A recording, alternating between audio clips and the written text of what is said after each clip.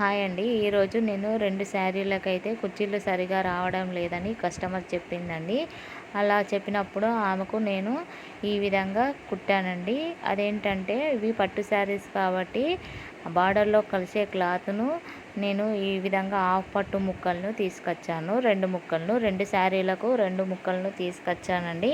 తీసుకొచ్చి ఈ విధంగా కట్ చేసి కుట్టాను. క్లాతు 1 మీటర్ తెచ్చానండి. 1 మీటర్ పొడవు కూడా మనకు శారీ హైట్‌కు సరిపోదు కదా! అలాంటప్పుడు దానికి కూడా జాయింట్ అనేది పడిందండి. ఆ జాయింట్ అనేది నేను పై వైపున వేసుకున్నాను. కింది వైపున వేసుకోలేదు.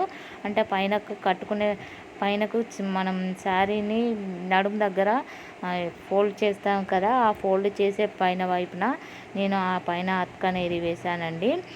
అలాగే ఈ కస్టమర్‌కు రెడీమేడ్ ఫాల్స్ అంటే నచ్చవండి.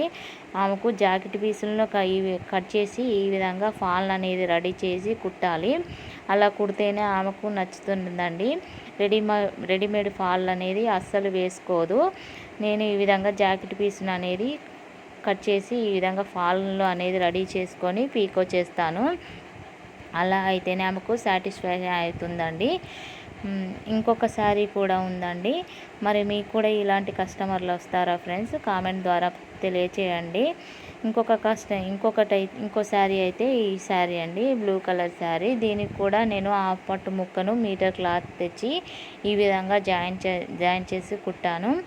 మరి ఈ ఐడియా మీకు నచ్చిందా ఫ్రెండ్స్? నచ్చితే ఒక లైక్ ఇవ్వండి. మామూలు శారీ కంటే పాలిస్టర్ క్లాత్ వేసినా ఏం పర్వాలేదు, కానీ ఈ పట్టు శారీస్ కాబట్టి కంపల్సరీగా హాఫ్ పట్టు ముక్క అనేది వేసుకోవాలండి. అలా వేసుకుంటేనే శారీలో కలిసినట్టు ఉంటుంది.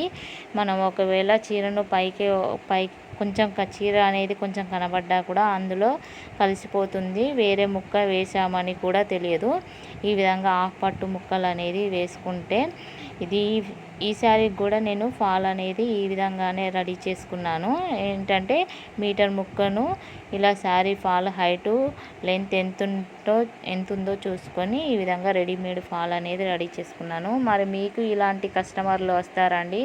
ఇలా జాకెట్ పీస్ను కట్ చేసి ఫాల్ లాగా వేసి కుట్టుమనే కస్టమర్లు వస్తారా? మీరు ఒకవేళ కుడితే ఎంత ఛార్జ్ చేసుకుంటారో కామెంట్ చేయండి. అలాగే